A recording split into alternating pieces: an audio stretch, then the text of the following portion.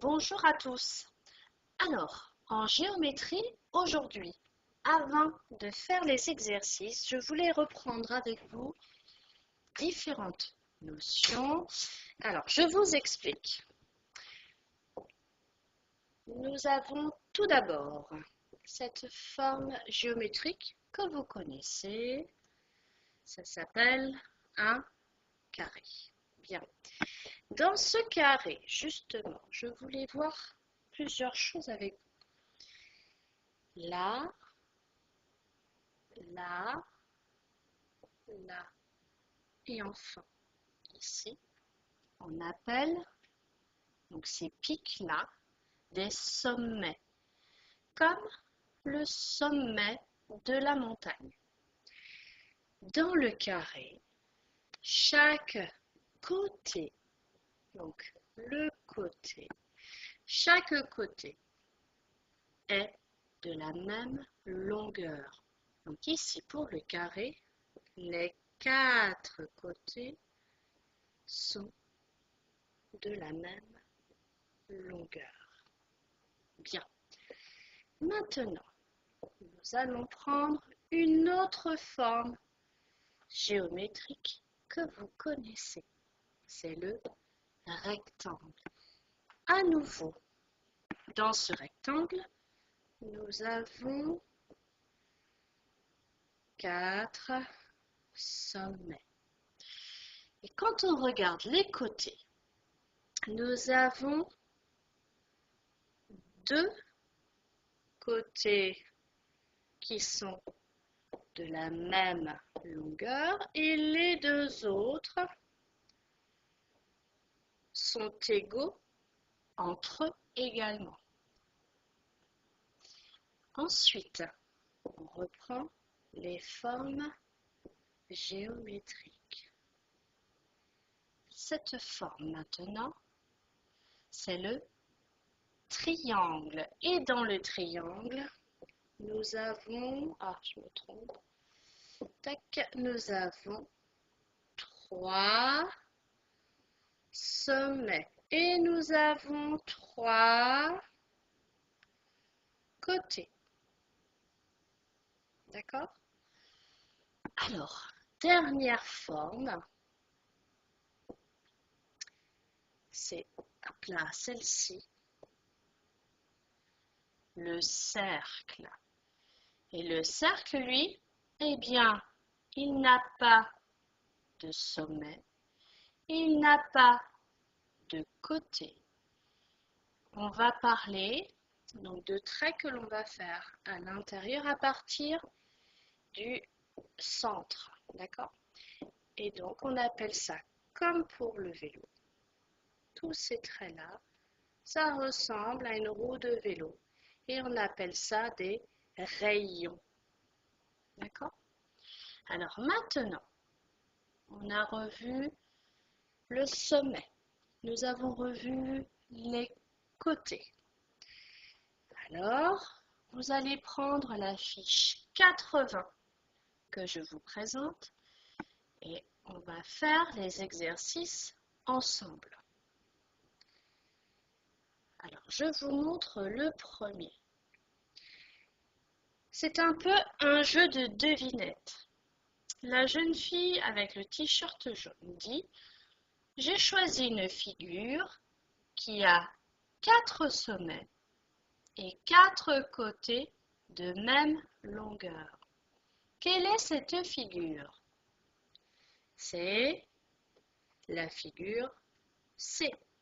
Comment s'appelle cette figure? C'est le carré. Donc, regardez bien l'orthographe. Comment on écrit le mot carré? Le petit garçon avec le pull bleu dit « Ma figure a 4 sommets et 4 côtés qui n'ont pas tous la même longueur. » Alors, quelle est cette figure? C'est la figure R. Et cette figure s'appelle le rectangle. rectangle. Donc, je vous l'écris. Rectangle.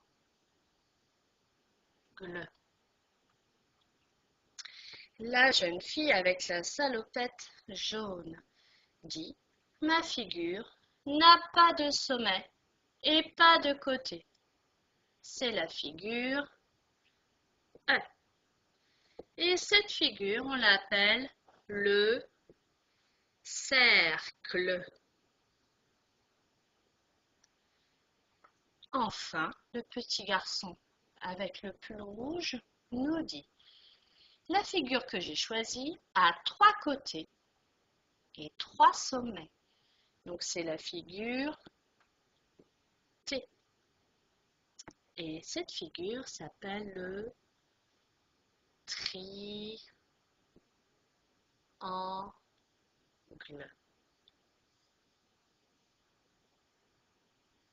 Et voilà pour cet exercice. Maintenant, dans l'exercice numéro 2, vous devez donc observer cette figure et vous devez la décrire en utilisant les mots côté et sommet. Donc cette figure, elle a 1, 2, 3, 4, 5. Donc on va dire la figure a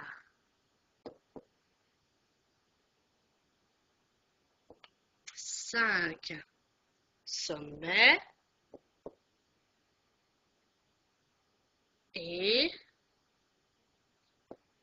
si on compte, elle a également 5 côtés.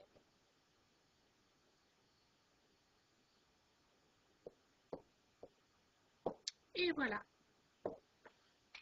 Maintenant, je vous laisse prendre la fiche 102 pour mesurer en centimètres.